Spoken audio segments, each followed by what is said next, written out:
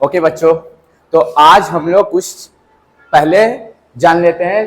तो तुमको बोर्ड में देख के समझ में आता होगा कि how to score 95 plus in physics.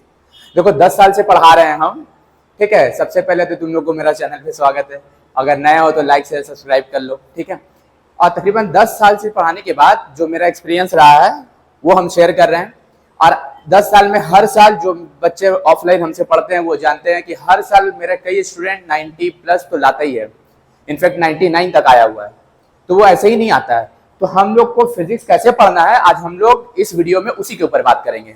बहुत सारे बच्चे क्या होते हैं, दूसरे सब्जेक्ट की तरह नोट्स ले लेते हैं और नोट्स लेने के बाद बस उसको रटते जाते हैं। वैसे ये पढ़ाई नहीं होता है। फिजिक्स साइंस है और तुमको साइंस को साइंस की तरह पढ़ना होगा, ठीक है। तो हम लोग समझते हैं, देखो फिजिक्स बहुत डेप्थ है, आई एग्री, बट स्कोर लाना उतना ही आसान है फिजिक्स में। खासकर वेस्ट बंगाल बोर्ड की बात करें तो फिजिक्स में मार्क्स लाना बहुत आसान है। बस थोड़ा सा हम लोग को हार्ड वर्क के बजाय स्मार्ट वर्क करना है। क्या करना है? Smart work. वो कैसे करेंगे? तो हम लोग पहले जो बोर्ड एग्जाम देंगे उसका थोड़ा सा एनालिसिस करते हैं हम लोग कि क्वेश्चन पेपर में आता क्या है। तो यहां देखो हम लिखे हैं तुम्हारे क्वेश्चन पेपर में 90 मार्क्स का पेपर आता है, इतना तो तुमको पता है। लेकिन फिजिक्स का बात करें तो उसमें 4 ग्रुप होता है, group A, group B, group C and group D. अब ग्रुप ए का जो बात करेंगे उसमें एमसीक्यू रहता है, मल्टीपल चॉइस क्वेश्चन, जो कि 1 मार्क्स करके आता है। बस तुमको 4 ऑप्शन रहेगा, एक टिक करने को रहेगा। ग्रुप बी जिसको हम लोग बोलते हैं very short answer type question, इसमें 21 क्वेश्चन रहता है और 4 जो है तुमको मैचिंग रहेगा, फिलिंग द ब्लैंक्स रहेगा, 1 वर्ड आंसर रहेगा। ये 21 एक 1 मार्क्स करके ये भी 21 मार्क्स का हो जाता है। ग्रुप सी में जो शॉर्ट आंसर टाइप है ये 2 मार्क्स करके आता है, इसमें 9 क्वेश्चन होते हैं, 18 मार्क्स इसमें भी आता है।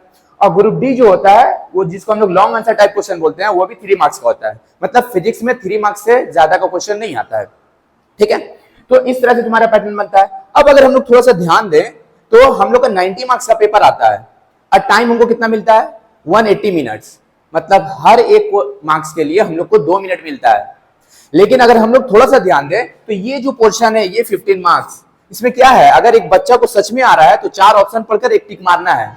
और हार्डली ये 15 क्वेश्चन 15 मार्क्स आने के लिए 15 मिनट मोर देन एनफ होता है अगर एक बच्चा को आ रहा है तो।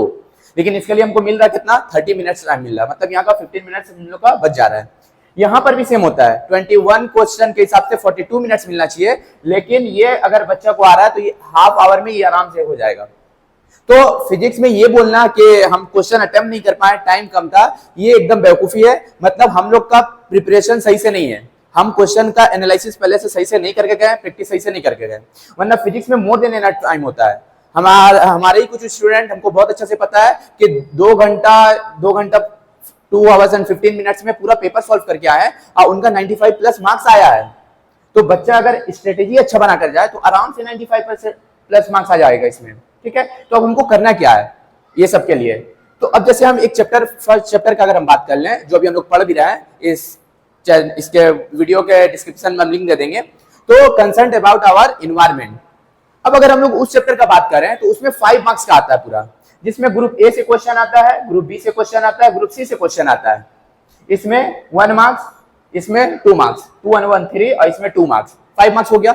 लेकिन इसमें कोई क्वेश्चन नहीं आता है। तो अब हमको तुम बताओ कि उस चैप्टर से कोई भी ऐसा चीज पढ़ना है जो हम लोग को लंबा जाए, लॉन्ग जाए, लगे हाँ ये काफी बड़ा जा रहा है, नहीं पढ़ना है। हमको सिर्फ वहां से वही करना है जो या तो 1 मार्क्स में पूछे या फिर 2 मार्क्स में पूछे, क्योंकि इसमें 3 मार्क्स का कोई क्वेश्चन आता ही नहीं है, यानी बड़ा क्वेश्चन देगा नहीं।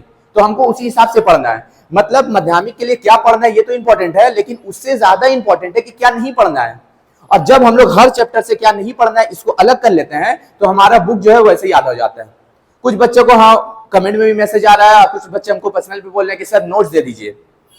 तो हम एक दिन इसके ऊपर भी, नोट्स के ऊपर भी एक वीडियो बनाएंगे, क्योंकि वो लोग समझते हैं हिस्ट्री वगैरह की तरह एक नोट्स ले लिए उसको पढ़ रहे हैं। नहीं, यहाँ पर ये जो टाइम इतना बच रहा है, जो एग्जामिनर पेपर बनाता है वो बेवकूफ नहीं है। हम लोग की उम्र से ज्यादा से वो लोग ये काम कर रहे हैं, पेपर बना रहे हैं, तो उनको पता है कि टाइम को कैसे यूटिलाइज करना है, मार्क्स को टाइम से कैसे मैनेज करना है, वो बहुत अच्छा से समझ रहे हैं। तो वो लोग क्या करेंगे, आंसर तो तुमको बुक से ही लिखना है, लेकिन क्वेश्चन को इस तरह से बना देंगे, तुम मानकर चलो कि 90 मार्क्स में 10 मार्क्स जो ऐसा आएगा जो तुम एग्जाम में पहला बार वो क्वेश्चन देखोगे। वो क्वेश्चन का स्ट्रक्चर, उसका लैंग्वेज, ऐसा नहीं कि तुमको आंसर नहीं पता है, बस उसका स्ट्रक्चर और लैंग्वेज चेंज कर देगा, जिससे तुमको सवाल समझने में परेशानी होगा। तुम जितना पढ़ कर गए उससे एक स्टेप आगे पूछेगा वो। और यही 10 मार्क्स क्या करता है कि एक अच्छा बच्चा और बहुत अच्छा बच्चा के बीच में ये फर्क करता है। और जो बच्चा स्मार्ट स्टडी करके जाते हैं वो बच्चे ये 10 मार्क्स सॉल्व करके आते हैं और उनका मार्क्स 90 95 प्लस पार करता है। तो तुमको यहाँ पर स्मार्ट स्टडी करना है, तुमको चीजों को समझ के पढ़ना है, ठीक है।